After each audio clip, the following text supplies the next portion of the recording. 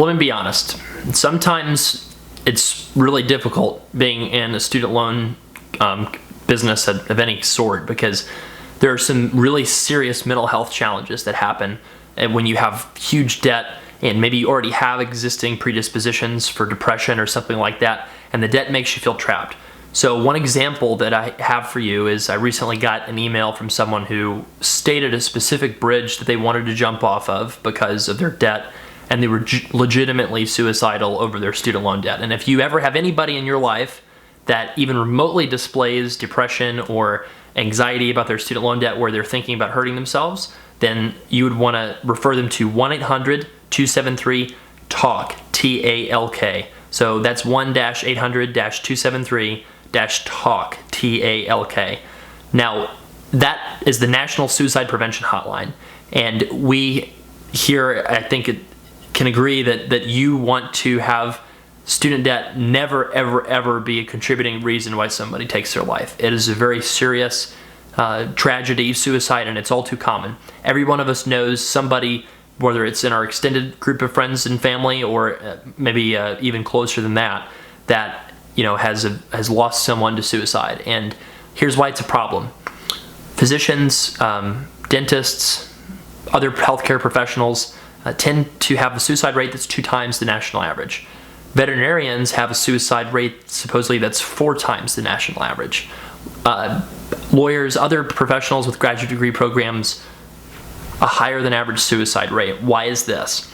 I think one reason is you spend so much of your life becoming this particular professional that you already feel very committed. You already feel like you've spent tons of your life pursuing one path, and when you combine that with the long hours that these fields have to deal with and the underappreciated feeling that you can have sometimes when people don't understand what you went through to get there, and then also the big debt that you're facing that makes you feel even more trapped in this particular profession, it can really create a sense of hopelessness.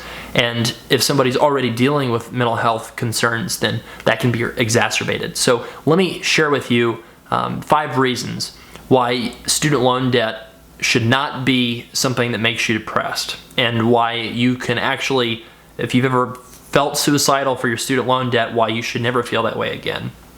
The first option is you can leave the country, and I'm not kidding. If you leave the US, then you can utilize something called the Foreign Earned Income Tax Exclusion. If you utilize this, you can exclude up to $100,000 of income that you earn in a foreign country from your US tax return. Now, you can use that US tax return to pay $0 a month on your student loans.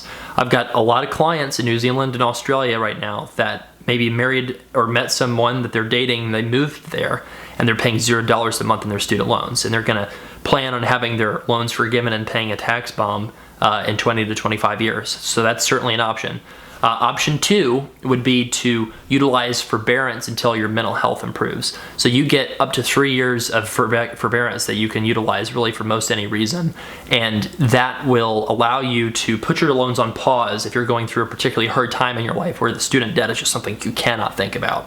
So that forbearance option is not something that's free. You're going to accrue interest during that period, but at the very least, it's going to help you so that you do not have to stress about your student loan debt. Option 3 is to utilize forgiveness. A lot of people don't realize that you can work part-time and still benefit from student loan forgiveness. If your income is not nearly as high as your debt is, then you can pay 10% of your discretionary income on the pay or the repay plan, and then in 20 to 25 years have your loans forgiven. Now, yes, you'll pay taxes on that in most cases if you're not utilizing the 10-year public sector PSLF program, but this forgiveness can allow you to minimize your debt so that it's always a percentage of your income. It's a tax, not a debt. And then that allows you to not feel the full weight of the debt psychologically that you would feel if you actually had to pay it back. Option 4 is to drastically cut your housing and your car expenses. When someone has financial problems, I typically see that the main culprit of that is spending too much on housing or spending too much on cars, or some combination of the two. So if you cut back on your housing expense by getting a roommate or renting out an extra room in your house, then you can get way more money to spend in other areas of your life to put yourself under less financial stress. If you have a new car, you can take that to CarMax and try to trade it in for a lower car payment in an older vehicle, or better yet, try to pay down some of the car loan so that you can just sell it outright on Craigslist. If you buy a car on Craigslist, you can also get a way cheaper price than you would pay if you went to the dealer. Option 5 is to work less so you can enjoy life more. All you have to do to deal with your student loan debt is pay that 10% of your discretionary income plus pay the tax bomb. Now the tax bomb, if you do not have assets that are greater than your liabilities, you actually might benefit from the insolvency rule at the end of the loan forgiveness, and you might actually not even owe the taxes on the forgiveness. Now, that said, if you're a professional that can earn 40, 50, 60,000 part-time, that's the full-time wage of a lot of people out there. So if you limit your budget, you keep your expenses kind of low, and you focus on slashing your expenses, then you can work part-time and get more hours of your life back to improve your mental health and do the kind of things that you want to do to make yourself happier and more fulfilled. So you do not have to work full-time just because you have this big student loan debt. It's a big misconception. So let's talk to somebody that's struggling right now. Just be there for them. Tell them that their student loan debt is not a problem.